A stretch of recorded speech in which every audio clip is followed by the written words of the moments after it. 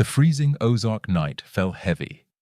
78-year-old Dorothy MacAllister slept soundly, unaware of the gaunt coyote now clawing at her back kitchen door, driven by desperate hunger.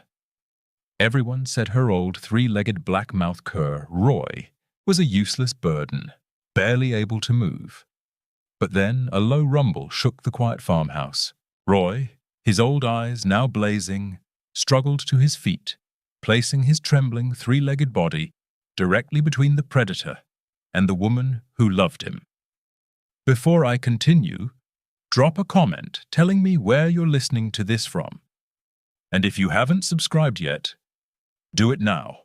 You won't want to miss the ending. The old Dodge pickup, rusted around the wheel wells, rumbled down the gravel track. Dust plumed behind them on the cold November morning in the Ozarks. Beside her, slumped gently, was Roy. A black-mouthed cur, 12 years old, his once thundering bark quieted by time and a hunting accident that had cost him his left front leg. His tawny fur was threaded with silver around his muzzle, and his good eye, a warm amber, was fixed on the passing trees, though he looked tired. This morning hadn't started quietly. Karen Henderson, Dorothy's niece, and her husband Harold had driven from Little Rock. They only made such a trip for important matters. They'd sat in Dorothy's tidy living room, wood smoke lingering, with Roy on his blanket by the hearth. Karen, ever practical, cleared her throat, a sound Dorothy knew well. "Aunt Dorothy," Karen began, a little too bright, "we've been talking about Roy." Dorothy nodded, her gnarled hands clasped. She knew where this was going. They'd hinted at it for months. He's just not himself anymore, is he?" Harold chimed in, leaning forward from the floral armchair. "The vet, Dr. Peterson, he said as much last time. A three-legged old dog is just a liability, Aunt Dorothy. He can't get around. He's probably in pain, and frankly, he's just useless now. It's expensive to feed him, and he just lays around. It's time to be practical." Dorothy looked at Roy, watching with quiet wisdom, his good ear cocked. Pain? Yes, sometimes in the cold. She imagined he felt it. But useless? That wasn't Roy. "He just lays around," Karen continued, her voice softening, yet the message clear. "Honestly, it's expensive to feed him, not practical." She mentioned he might be a trip hazard. They were convinced they were doing the right thing, sparing her trouble, sparing Roy discomfort. They saw a burden, a broken appliance. Dorothy saw a friend. Dorothy listened to the well-meaning arguments about age, cost, and practicality. She let them talk, her silence a steady counterpoint. Harold listed problems. Difficulty with porch steps, struggling to get up, his slow pace. Karen nodded, adding observations about cloudy eyes and how he didn't chase squirrels anymore. When they finally wound down, quiet settled. Dorothy took a deep breath. She looked at Roy, who slowly pushed his head into her hand, nudging for a gentle scratch. "Roy comes home with me," Dorothy said, soft but firm. A strength rippled beneath the quiet words, surprising Karen and Harold. "He always has a place by my side." No argument could stand against her resolve. Karen and Harold exchanged a glance, a mix of exasperation and resignation. They knew Dorothy. Her mind, once made up, was set in stone. They offered groceries, tried to make plans, but the topic of Roy was closed. Soon, the Dodge was back on the road, leaving the Hendersons' misguided concerns behind. Roy, sensing the change, shifted. Dorothy reached over, and he gently laid his head on her thigh. The old truck's rhythmic thud became a lullaby. She stroked his soft fur, feeling his warmth. His tired eyes closed, and he drifted off, trusting completely. Dorothy looked out at her Ozark home, tall pines reaching for fading light. She knew she'd made the right choice. Roy wasn't just an old dog. He was family. And family, she believed, you never gave up on, no matter what. Life at Dorothy's small farmhouse settled into a comfortable rhythm. Roy, with his quiet dignity, quickly found his place. The first hurdle each morning was the trio of worn wooden steps leading from the porch into the house. Dorothy would open the door, then pause, waiting patiently. Roy would gather himself, his back leg bracing, and then, with a concentrated effort, lift his front right paw, pulling his old body up, one slow step at a time. His remaining front leg bore the brunt of his weight, and Dorothy sometimes reached down, her hand a steadying presence. Though Roy rarely needed it, he moved with a stubborn independence, a testament to his hunter's spirit. Inside, the house hummed with the quiet sounds of their life. Roy had claimed a worn, braided rug by the old stone fireplace, a spot where the morning sun poured in.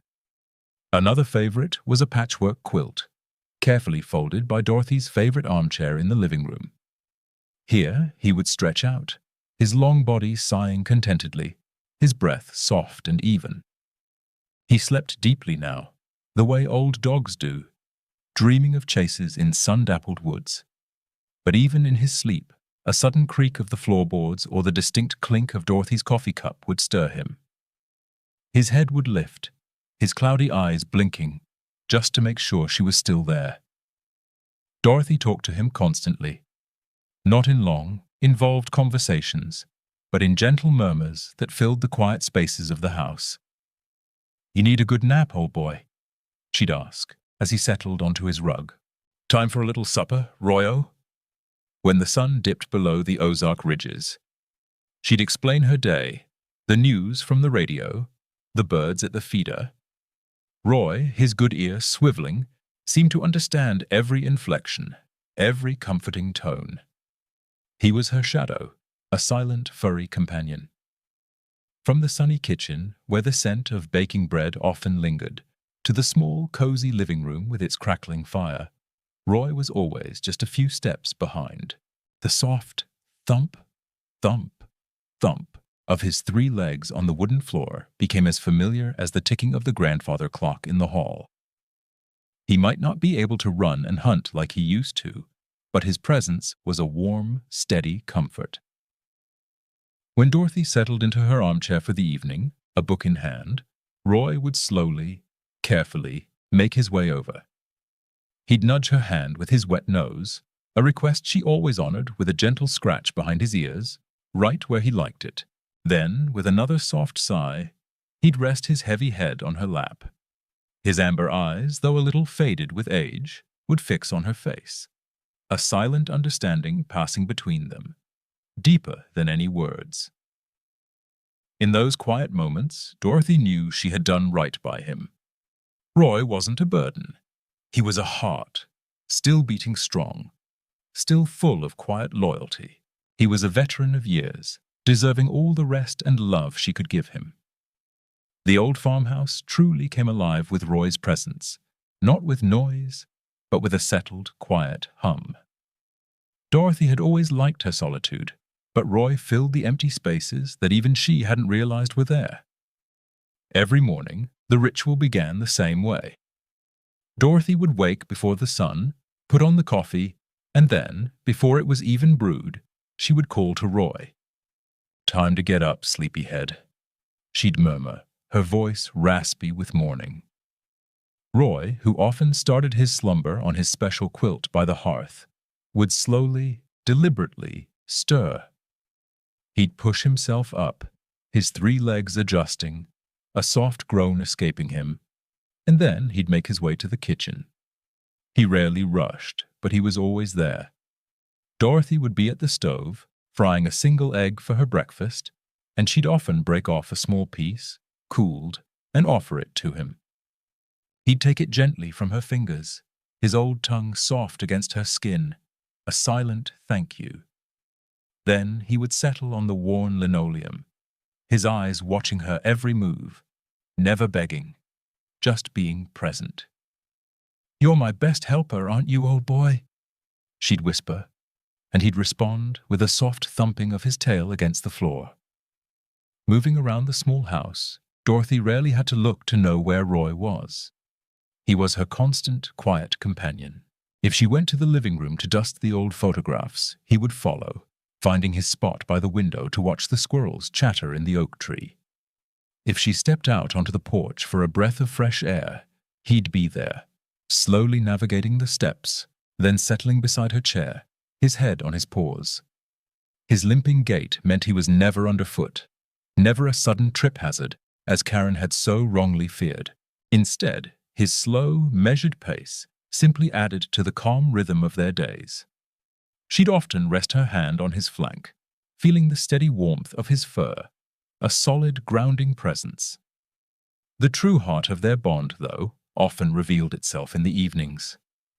After supper, when the dishes were done and the last light faded from the Ozark sky, Dorothy would settle into her favorite armchair. She'd pull her patchwork quilt over her lap and open a well-worn book, often a Western or a historical novel.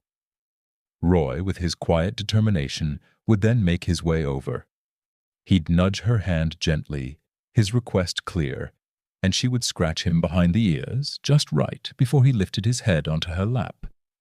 His eyes, though clouded with age, would gaze up at her, full of a deep, understanding loyalty.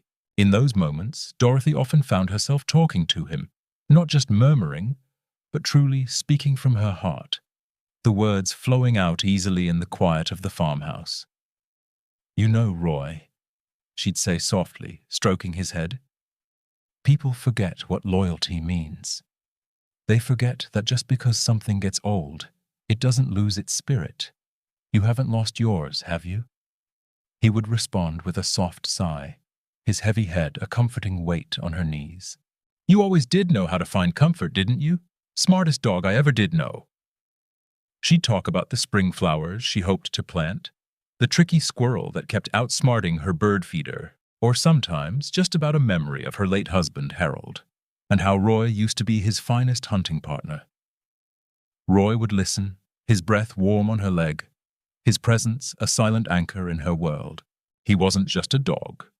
He was a confidant, a quiet witness to her life, a living testament to kindness, and a reminder that true worth was never measured by speed or strength, but by the steady beat of a loyal heart.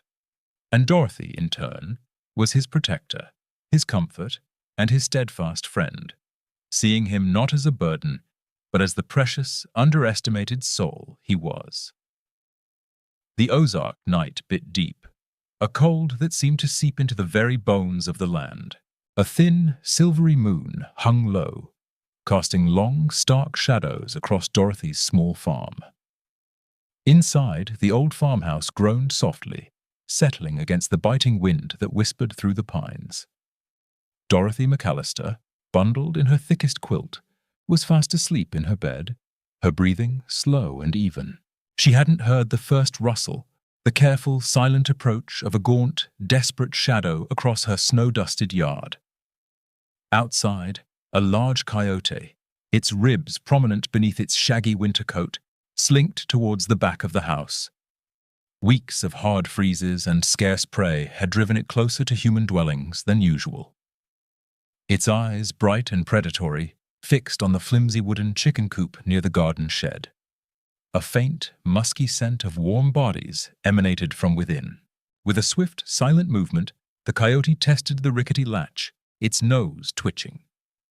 A nervous clucking erupted from inside the coop, followed by a startled squawk as the coyote pushed harder, forcing the latch to creak and groan. A small flurry of feathers puffed through the gaps in the wood. The chickens, roused from their sleep, scattered in a panicked, flapping frenzy. Their squawks grew louder, a chorus of terror in the frigid air. The old coop, however, held, just barely. The latch, though flimsy, refused to fully yield.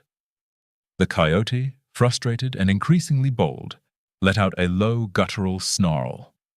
Its keen senses, sharpened by hunger, then picked up something else, a tantalizing ribbon of warmth and faint cooking smells drifting from the farmhouse's back porch. An easier target, perhaps. Its attention shifted. Dorothy, in her deep sleep, stirred faintly, a tiny sigh escaping her lips, But she didn't wake. Her dreams were of warmer days, of spring planting, and the hum of bees. Roy, however, was no longer in a dreamless sleep. From his blanket by Dorothy's armchair, a quiet sentinel even in slumber, his good ear slowly swiveled. He lifted his head just an inch, his eyes, though cloudy with age, scanning the silent room. Then a low, almost imperceptible rumble began deep in his chest. It was a sound Dorothy hadn't heard in years, a primal, ancient warning. The familiar sounds of the house had changed. He could smell the wildness, the sharp, musky tang of a predator, distinct from the usual forest scents. The coyote, emboldened, now moved with a purpose towards the back porch. The old kitchen door, weathered by years of Ozark storms, had a simple chain-link screen door that latched with a hook and eye and a single, somewhat loose deadbolt on the solid inner door. The coyote's nose pressed against the screen, sniffing greedily, testing for weaknesses. Its sharp claws scratched softly at the worn wood around the frame, then at the bottom of the screen door, a rhythmic, unnerving whisper in the night. It nudged the door gently, then harder, its movements growing more confident.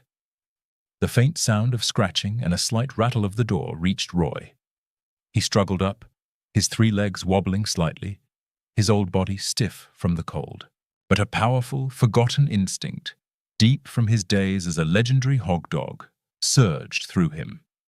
He was a hunter, a protector, and something was threatening his home, his Dorothy.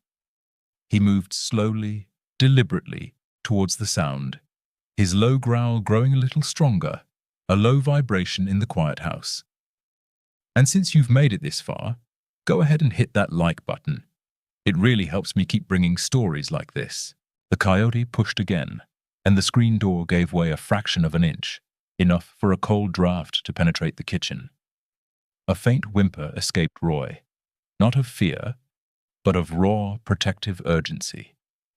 His eyes, fixed on the kitchen door, held a spark of defiant, old fire. The quiet hum of the old refrigerator, the gentle tick of the grandfather clock in the hall, these were the usual sounds of Dorothy's farmhouse at night. But tonight, a new sound had joined them, a faint, insistent scratching at the back kitchen door. It was barely audible, a whisper of trouble, yet it was enough. From his blanket by Dorothy's armchair, Roy's head slowly lifted. His good ear, still sharp despite his age, swiveled, catching the distinct scrape of claws on wood. A low, guttural growl rumbled deep in his chest, a sound born of instinct, a warning forgotten by years of comfortable slumber. Dorothy slept on, oblivious, safe in her bed. But Roy, the dog everyone had called useless, was wide awake. A primal instinct, dormant for years, now flooded his old frame. Something was wrong. Something was threatening his human, his home. He struggled to his feet, his 3 legs wobbling slightly from stiffness and age. His breath came a little faster, a silent urgency replacing the soft snores of moments before. He hobbled, slowly but purposefully, towards the kitchen, his low growl growing into a series of ferocious barks that echoed through the quiet house, shattering the peaceful night. He positioned himself directly in front of the kitchen door, his old body a shield. Through the thin wood, he could smell the wild, musky scent of the interloper, taste the cold fear of the night. The coyote outside, emboldened by the flimsy door and the apparent lack of resistance, pushed its nose harder against the screen. A sharp, predatory whine escaped it. That was all Roy needed. He didn't think. He simply acted. With a surge of strength that seemed impossible for his years, he lunged, slamming his body against the door. His barks, no longer just a warning, became a furious, throaty roar, a sound of raw, desperate defense. The old wooden door rattled violently on its hinges, the screen door vibrating under the impact. His snarling, throaty roars were relentless, shaking the thin wood. He was a wall, a barrier of pure, unwavering loyalty. The coyote, startled by the sudden, terrifying ferocity from within, let out a surprised yelp and backed away from the door, a quick blur of shadow in the moonlight. But Roy didn't stop. He continued his furious assault against the door, his barks raw and desperate, his 3 legs braced against the worn linoleum. He pushed his body against the wood again and again, pouring every last ounce of his old hunter's spirit into the defense. In one desperate lunge, his remaining front leg caught on a splinter from the old door frame, tearing a deep gash just above his paw. A sharp pain shot through him, and a whimper escaped his throat. But he didn't stop. Blood began to well on his tawny fur, a dark stain against the lighter strands, but he barely registered it. He pushed his body even as the pain throbbed, holding his ground, driving the frustrated coyote further and further away from the house. Its desperate cries, now more of annoyance than threat, faded into the silence of the Ozark woods, swallowed by the vast, cold night. Finally, the scratching stopped. The threats were gone. Roy, panting heavily, sagged against the door, still growling low, his old body trembling from the exertion. But his eyes, though tired, still held that defiant, protective spark. Dorothy had always been a sound sleeper, but the sudden, raw ferocity of Roy's barks ripped through the quiet of her bedroom like a jagged tear. She bolted upright in bed, her heart leaping into her throat, a cold shock seizing her. The sounds were guttural, desperate, unlike any Roy had made in years, mingled with the unmistakable crash of something hitting the kitchen door. Then a sharp, surprised yelp, not Roy's, a wilder sound, followed by frantic scrambling outside. What in the world? Her mind, still groggy from sleep, struggled to make sense of the chaos. She'd heard the chickens squawking earlier, a distant ruckus, but nothing like this. This was close, terrifyingly close. She fumbled for the lamp switch on her bedside table, her hand trembling. The soft glow pushed back the shadows, but not the fear gripping her chest. She pushed herself up, her old joints protesting, and reached for her worn wooden cane, propped against the bed frame. Her legs felt like lead, heavy and unwilling, but the primal fear in Roy's barks spurred her on. Each step was an effort. The wooden floor was cold beneath her bare feet. The old farmhouse, usually a sanctuary of peace, now felt like a fragile shell against some unseen terror. As she shuffled down the short hall towards the kitchen, the air grew colder, and she could smell it now. The sharp, wild musk of something foreign, something dangerous. And beneath that, faint but unmistakable, the coppery scent of blood. Her breath hitched. "Roy," she whispered, her voice a thin, reedy sound in the sudden, eerie silence that had fallen. The frantic barks had stopped, replaced by a heavy, ragged panting coming from the kitchen. Finally, she reached the kitchen doorway, her hand gripping the doorframe for support. The sight that met her eyes stole her breath. The old wooden door to the back porch hung slightly ajar, the screen door ripped from its top hinge, dangling pathetically. Long, deep gouges marred the painted wood of the door itself, splintered and raw, as if something sharp and powerful had clawed at it repeatedly. And there, braced against the damaged doorframe, was Roy. He was still standing, miraculously, but his old body was trembling uncontrollably. His head was lowered, his ears flattened, and a low, tired growl still rumbled in his chest, a final, weary warning. His breath came in ragged, wheezing gasps, and his eyes, though still burning with a defiant spark, were bloodshot and exhausted. He was covered in sweat, and his tawny fur, usually so neat, was matted and stained. Then she saw the worst of it. A dark, ugly gash, jagged and deep, ran along his remaining front leg, just above the paw, where he must have braced himself against the splintering wood. Crimson blood welled from the wound, staining his fur a sticky, horrifying red, dripping slowly onto the old linoleum floor. Her heart broke at the sight. Her useless old dog, bleeding, exhausted, yet still standing guard. "Roy! Oh, Roy!" she whispered, tears pricking her eyes, a mixture of terror and an impossible, soaring pride blooming in her chest. The fear for herself, for her chickens, vanished, replaced by a profound, aching fear for him. He had faced down something wild, something dangerous, all alone in the dark, with only 3 legs and an old, tired body. She knelt slowly, painfully, ignoring the cold floor.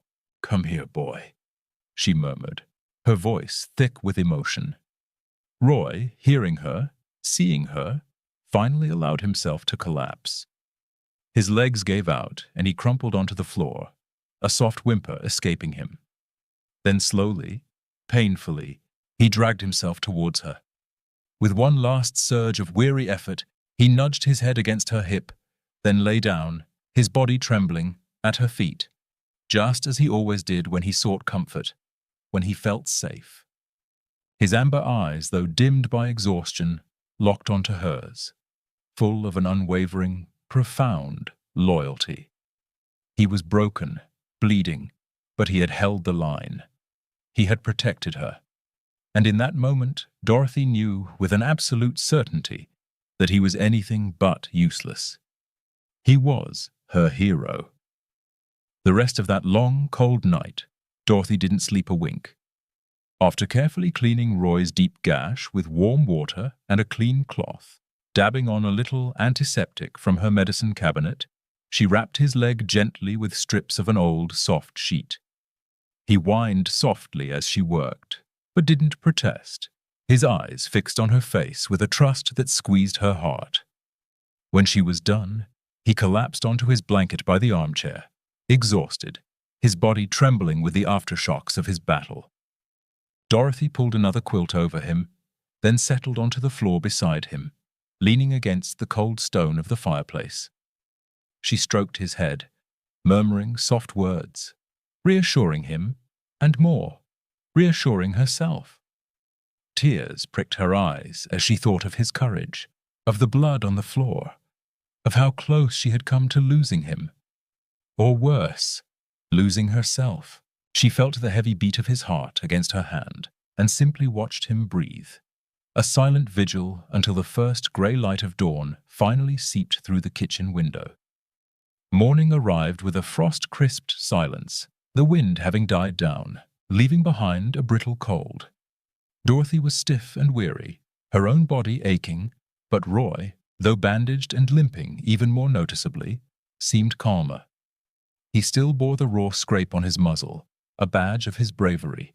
He lay quietly on his blanket, alert but resting, still occasionally looking towards the damaged kitchen door, a deep, quiet vigilance in his eyes. It wasn't long before the familiar rumble of Karen and Harold Henderson's old Dodge pickup sounded on the gravel track. They had called ahead, worried about Dorothy after the exceptionally cold night. But she hadn't mentioned anything about the coyote. Karen hurried onto the porch, her voice a little too loud, bustling with concern. Harold followed, carrying a small box of groceries. "Aunt Dorothy, are you all right?"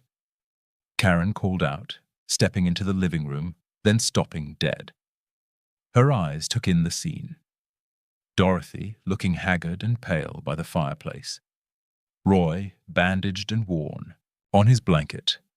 And then, as she glanced towards the kitchen, the sight of the ripped screen door, dangling from one hinge, and the deep jagged gouges in the wooden inner door. Harold, walking past her, dropped the grocery box on the kitchen table with a thud. He saw it too. The broken door, the splintered wood, the faint, dark stain on the linoleum that even Dorothy's hurried cleaning hadn't entirely removed. He stepped back, his eyes narrowing, then turning to Roy, who now watched them with a quiet intensity from his blanket, his bandaged leg clearly visible. What happened?" Karen whispered, her voice losing its edge, replaced by a dawning horror. She walked slowly towards the door, touching the splintered wood. "Coyote," Dorothy said, her voice raspy from exhaustion. She didn't offer details. She didn't need to. The evidence was all around them. Karen knelt, her eyes scanning the floor, then following the faint, dried blood trail from the door to where Roy lay. She saw the scratch on his muzzle, the exhaustion in his old eyes, the way his body seemed to ache with every breath.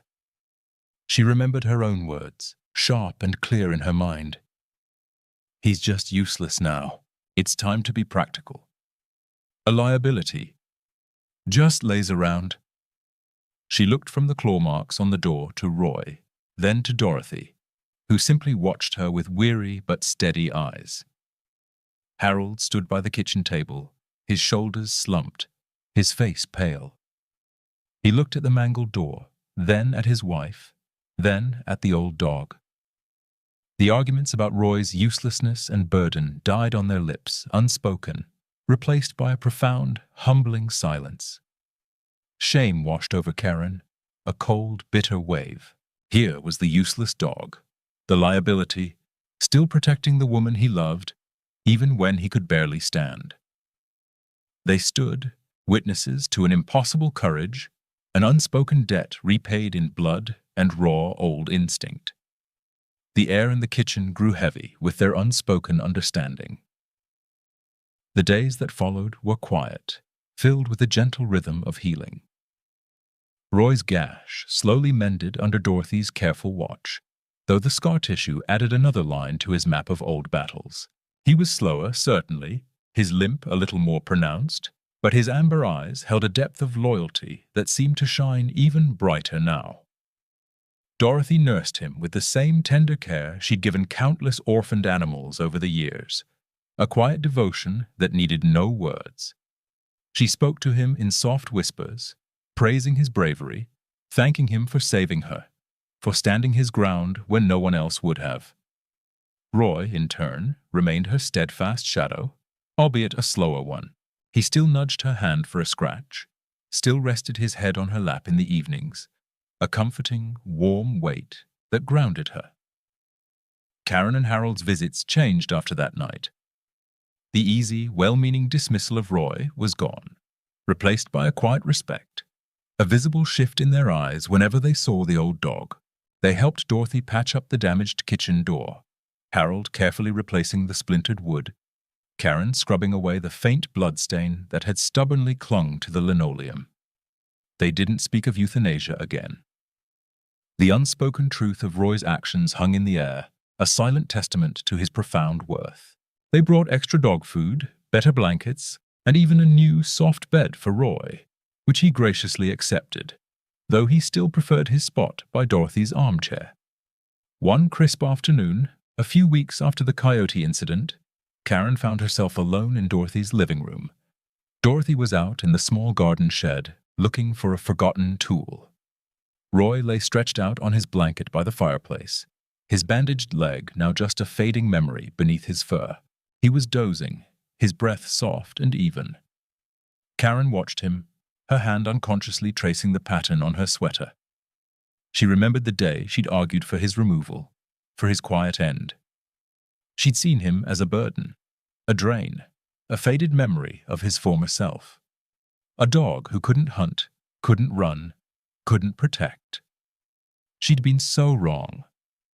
Slowly, carefully, Karen moved from her chair and knelt down beside Roy. He opened one eye, then the other, looking at her without judgment, just quiet acknowledgement. His tail gave a single, slow thump against the rug. Karen reached out a tentative hand, not quite sure how he would react. She stroked his head gently, feeling the coarse warmth of his fur, the steady pulse beneath her fingers. She felt a profound wave of regret, of shame for her earlier words. She didn't say anything. She didn't need to. Her touch, her silent presence, spoke volumes. Just then, Dorothy came back into the living room, a rusty trowel in her hand. She paused in the doorway, taking in the scene. Karen, kneeling beside Roy, her hand resting on his head, the old dog leaning into her touch. Roy's eyes, soft and contented, looked from Karen to Dorothy, then back again. Dorothy smiled, a gentle, knowing smile. "You know, Karen," she said, her voice soft, not triumphant, just true. "Sometimes the ones we think have nothing left to give, those are the ones who show us what real worth truly is." If this story moved you, subscribe to the channel, leave a like, and share it with someone who needs to hear this today. Your support is what brings these stories to more people.